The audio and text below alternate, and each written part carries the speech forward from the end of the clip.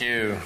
Yeah, all about AI and accessibility, of course. Everything you ever wanted to know.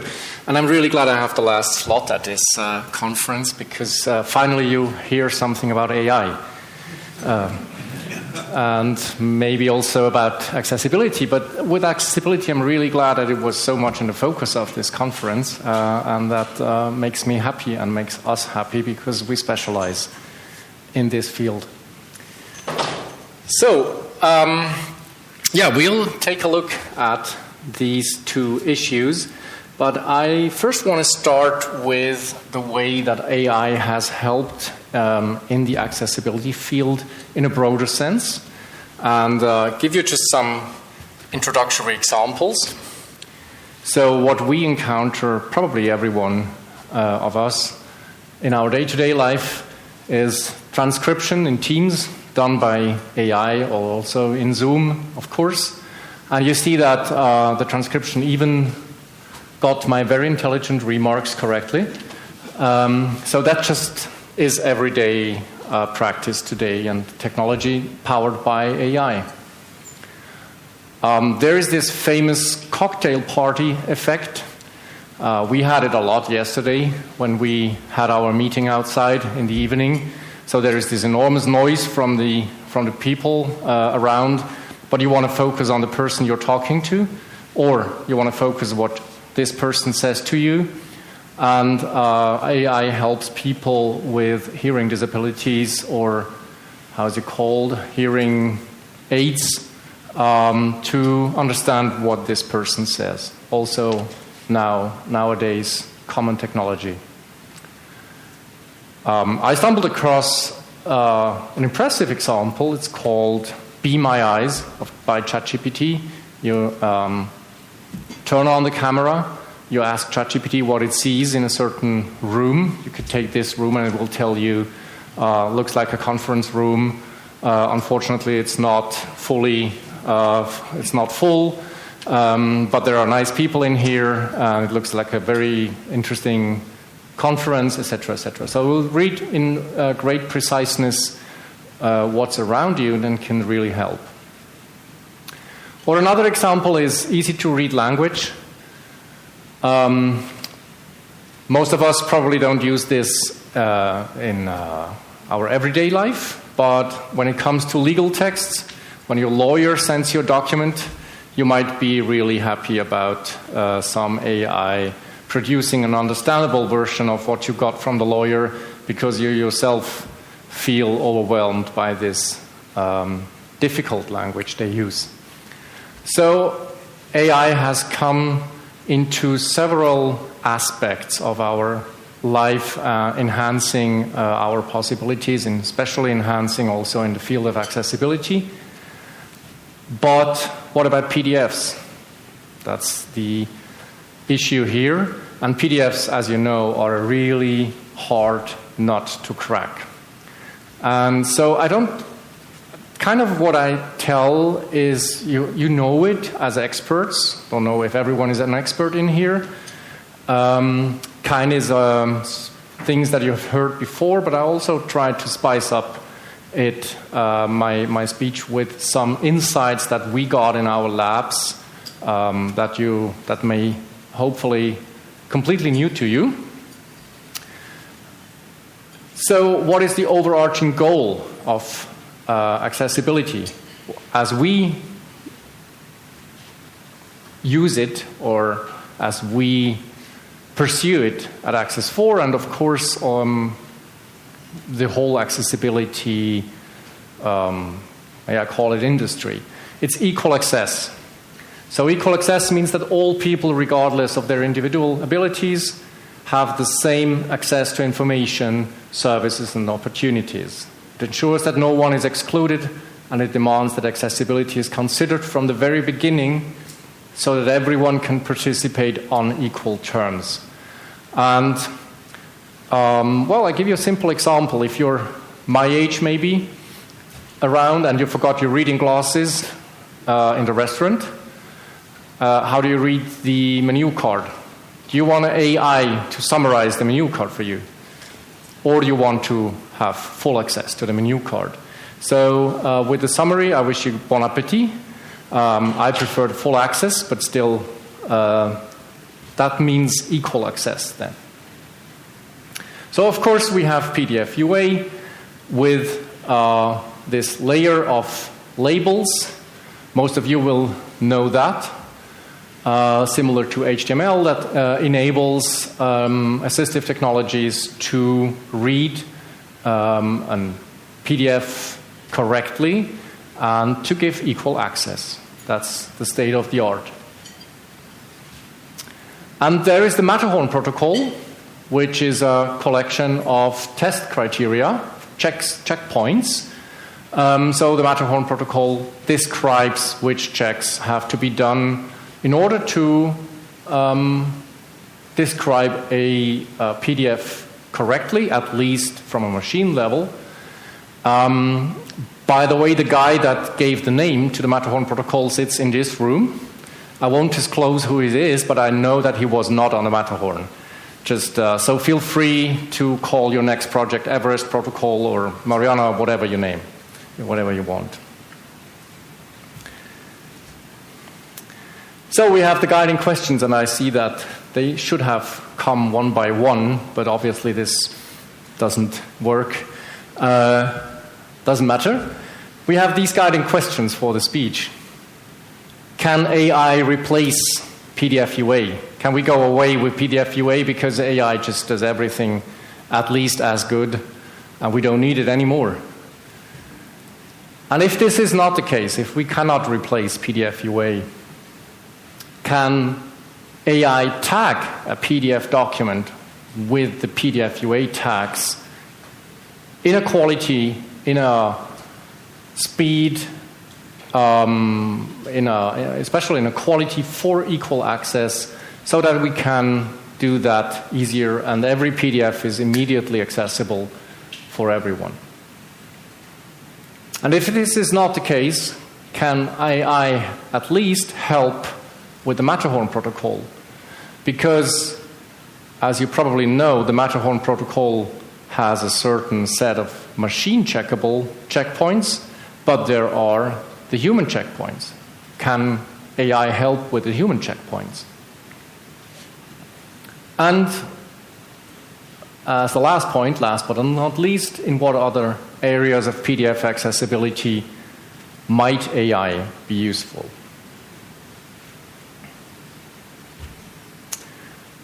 So, can AI replace PDF UA? Can we go away with it? If you have ever tried to get full access to a PDF with some AI, and I use ChatGPT, but it could be any other one, you may or may not have made bad experiences. And ChatGPT itself knows about its limitations. Multi-column text may get jumbled.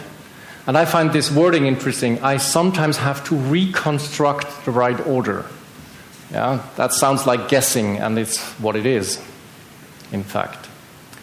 Tables are readable as text, but often misaligned. I have to clean them up, and it puts it in its quotation marks itself, because it doesn't exactly know what it does, so it clean it up. Footnotes and column breaks don't come out faithfully, and that's just a start. So if we're keeping this goal of having equal access, I don't think that, at least as of now, and we know that AI is changing rapidly, but as of now and as a foreseeable future of a few weeks in AI terms, or months, or maybe years, currently there's no way that we gain full access with AI for PDFs. PDF is just so stubborn. And for the moment being, and for a foreseeable future, and I know this is a very short term, I think we can give it a clear no in this case. So PDF UA remains the gold standard. We need these tags if we want to pursue the goal of having full access or equal access.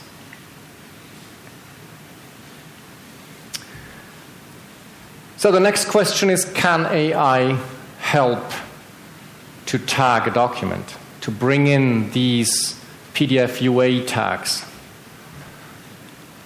And I brought you here as a screenshot a real-life example, which just shows how tricky, difficult this really is. Like you have a list for start, there's a list start, and then you have a paragraph, and then or an L body, and then you have another list inside it starting with the A, and then you have a table inside it, and you see this huge tree of tags. This is manually, or yeah, let's call it manually tagged, correctly tagged, fully tagged. Now imagine an AI bringing in all these, detecting exactly this to give equal access, and finding exactly all this structure. It's just really, really tough. So I think we heard these 2 days that many companies, many people in the community work on this, do their very best to achieve this tagging. So do we. And I think I have to take out a paper that I prepared.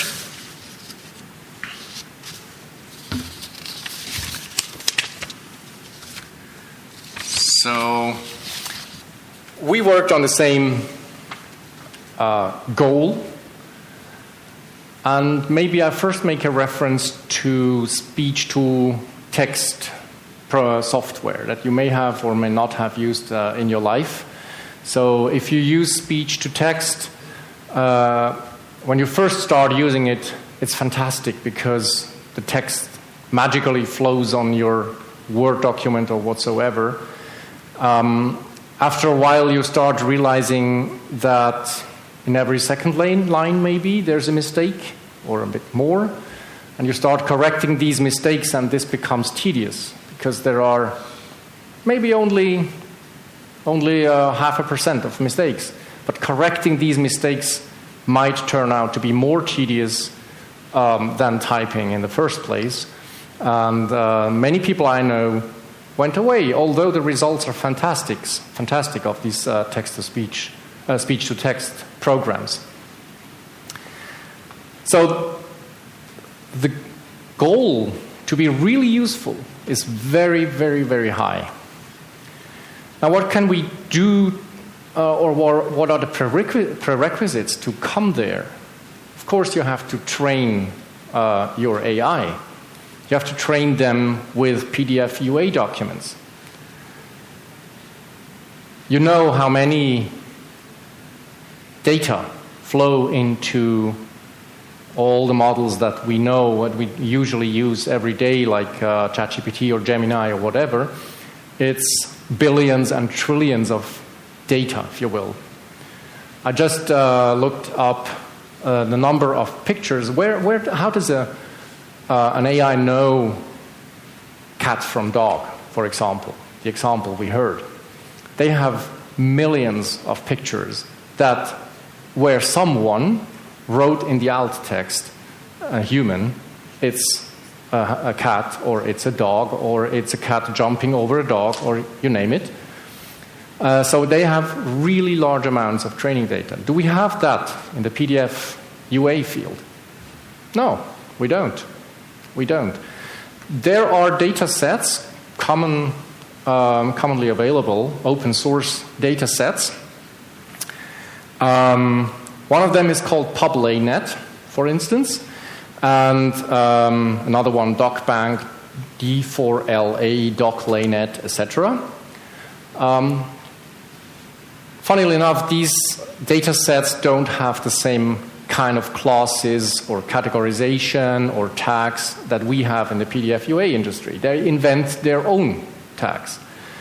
So, for instance, DocLayNet is human annotated. Some humans went on and classified 80,800 pages, but not with PDF UA, with something else. So you have to kind of translate or take this as good as possible as approach for training. 80,800 pages, take that in comparison to the millions of pictures you have to train these AI models. There's just not enough high quality material around. Second problem, the type of documents. These data sets, they contain financial reports, scientific articles, patents. They all, among these classes, look more or less the same. But then someone comes with a slide presentation and creates a PDF out of it. The AI has never seen that.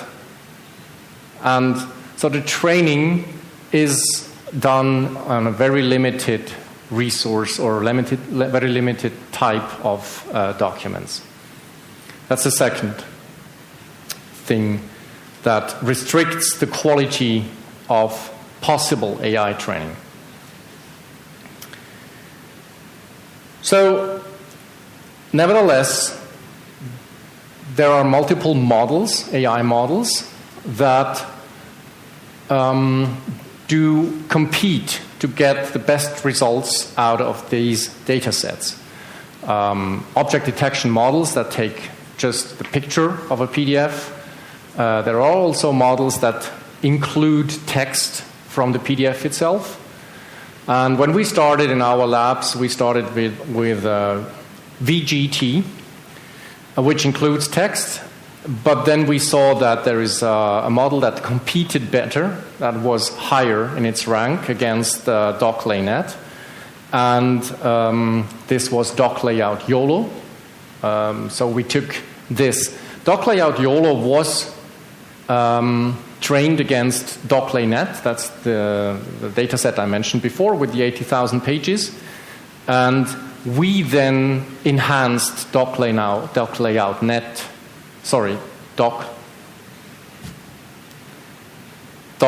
YOLO. Now I got it.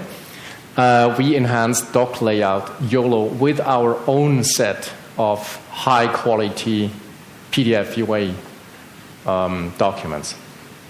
Now, talking about this high quality, this morning we heard that like 4% of all available PDFs are pass the PAC test, which of course does not mean that they are high quality, tagged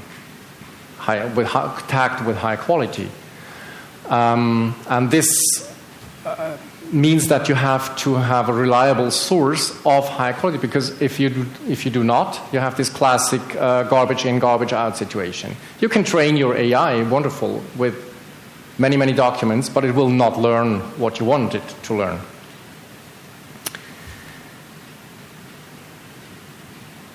All right, so yes, we received results of around 90% accuracy. Sometimes more, depends on the tag.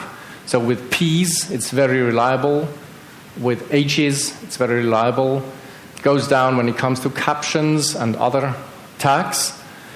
And now please I can make the back reference to the speech-to-text thing. 90% plus means 7%, 8%, errors. And that means an error in every second word you type. And that's just very much. So in our experience at the moment, and there's no change to see at the moment, you're still more efficient doing it by hand than by AI. AI may help, but you will not get equal access. You will not get this gold standard of quality that we at least pursue. So unfortunately, I wouldn't give it a clear no, but it's Not really.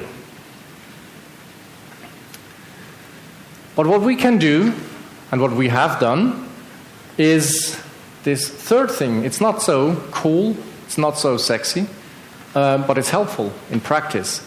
And this is, can AI help with the Matterhorn protocol? Because the human checks that are in the Matterhorn protocol are a prototypically useful or designed for using an AI. What we can do is here bring in this technology that we developed, for instance, for tagging, and say, no, it makes too many mistakes for tagging itself, but it's okay for checking, because you don't create any damage when you just check. And this is just an example. Here, I think I have a pointer, which doesn't work. Well, doesn't matter. The AI has detected an L element, but there is no structural element for it. So there's no L tag in the PDF, but our AI is quite certain that there should be an L tag. So please check your document again. And by the way, this specific document, and I talked to the producer, they are okay presenting it. This passes the PAC test. There are no technical failures in the document.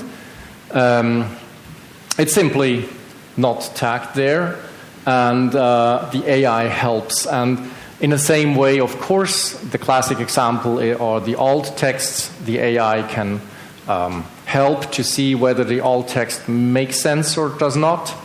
A classic machine test would help you with what we already do in PAC, by the way.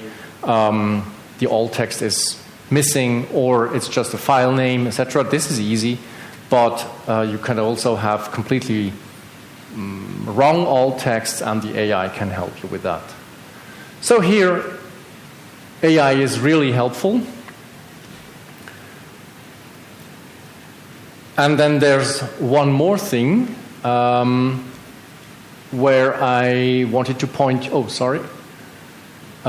your attention to. We have the European Accessibility Act, as you probably have also heard during this conference, that makes it mandatory to provide accessible PDFs for the industry, if you will. And we have seen this slide before. I don't want to spot on our product, but I want to spot that bring your attention to the point that all these products that serially convert non-accessible PDFs to accessible PDFs work in the same way. They use a human-created template. And when we talk about the sheer number of PDFs, of this trillions of PDFs that we heard about today, it's a guess, but I think that 90% or so of these PDFs are bank accounts, tickets, invoices, insurance policies, etc., etc., etc. So when we want to bring up at least the percentage of accessible PDFs, it's best to take this approach, to make these documents accessible. And suddenly we may not be with 4% or whatever, but maybe at least with 30 or 40%. And that's such an easy thing to do compared to the random documents that fly around in the web elsewhere. And what I hope, and I don't know whether it's already successfully done or not, that we come as an industry to the point where we can use AI to enhance this template creation. Currently, this is a human process, and it's quite a lot of work. I've heard at this conference that some of our friends can use AI to help. I haven't seen it myself, honestly. And I think if we get there at the point where the end users, which in this case is industry and not the consumer, if they can create their templates easily and efficiently, that at the end of the process, many, many, many more documents, PDF documents than today, will be accessible. And that would be a good step, wouldn't it? So to conclude, PDF UA remains the gold standard. There is no AI magic that creates accessible PDF documents, and certainly not if the goal is equal access.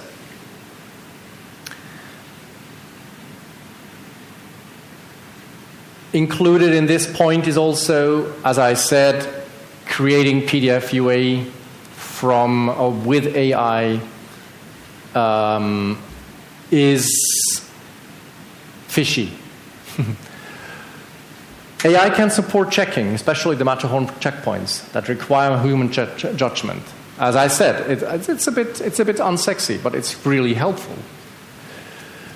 In the future, AI may improve automatic tagging, but currently it's not a competition.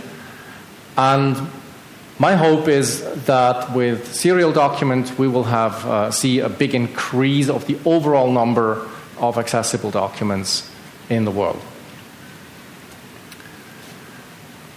So that's something we can work all together. I'm thrilled to see the advances. Who of us would have thought in 2022 or in 2021 where we are today, and that PDF Days 2025 talk all around AI and almost nothing else. So maybe in 2028 we will see different results, and me or someone else will have a very different speech about the same topic. But let's work on that together. Thank you.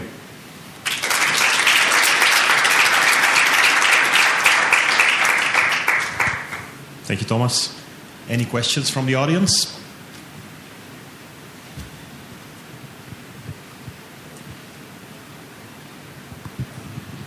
When can we expect AI validation in PAC?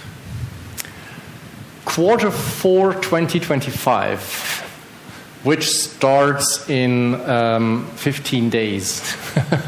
But it starts in 15 days. I'm optimistic. I'm sure it will come in Q4. I'm even optimistic without any promise that it will be October.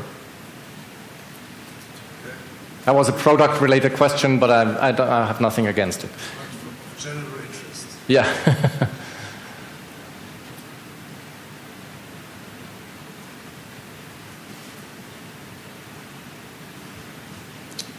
Other questions?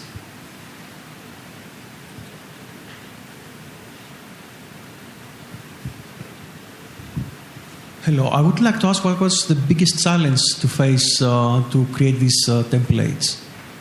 Excuse me, can you repeat? What was the biggest challenge in order to generate these templates? What are the difficulties? With these templates, you mean? Yes. I mean, it is always a challenge with every new PDF. If you ask me for the biggest challenge, tables, and especially complex tables, are really hard to create templates for. Some things that are already hard but can be solved. Tables are arbitrarily long. They can swap to the next page. They can be 1 page or 7 pages, whatever. If you have a repeated header, please don't tag it again in the next page. All these things, there are so many details. And tables in general are, I think, the hardest thing. And then it comes to when you work in in real life, you get documents from your customers with fonts that have no Unicode mapping. and you get fonts, all kind of weird stuff. So it's not a single thing that is hard, it's the combination of things you get. Every time you get a sample document, you think, whoa, a new case again, something we haven't seen before. We thought we did think of it, but now we have something new. You mentioned also that you need a lot of time to create, let's say, the template. To create a template? Yes. Mm-hmm. In a 5-page document, how much time would be a lot of time, let's say?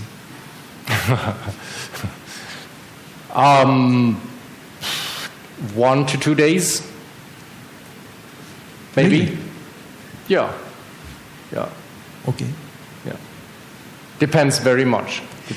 Yes, of course. It depends. And I don't talk about the PDFs with advertising material. It's just bank statements, for example, which is very common, or an invoice or something from Versicherungs. Yeah. Maybe we can continue the conversation afterwards, because I don't want to go into advertisement here. Yes, of course.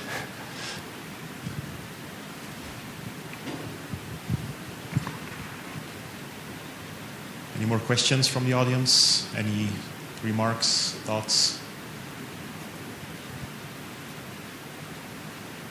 Thomas, maybe a question from me.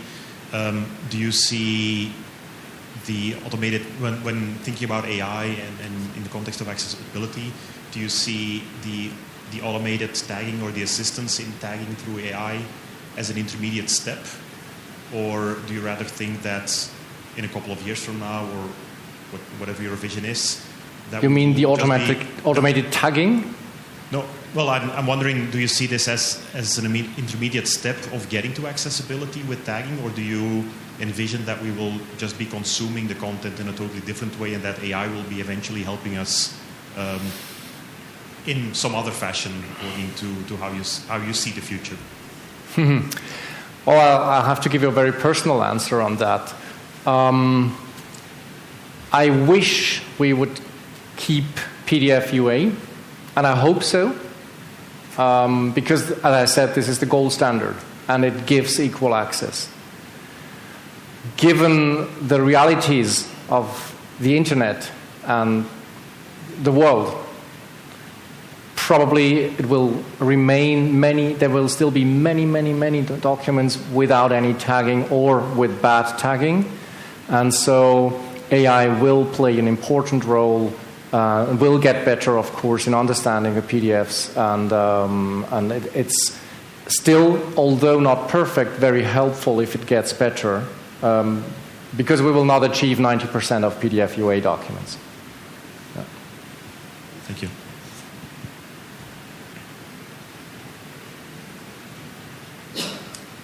Any final questions? If not, thank you again, Thomas. Thank you.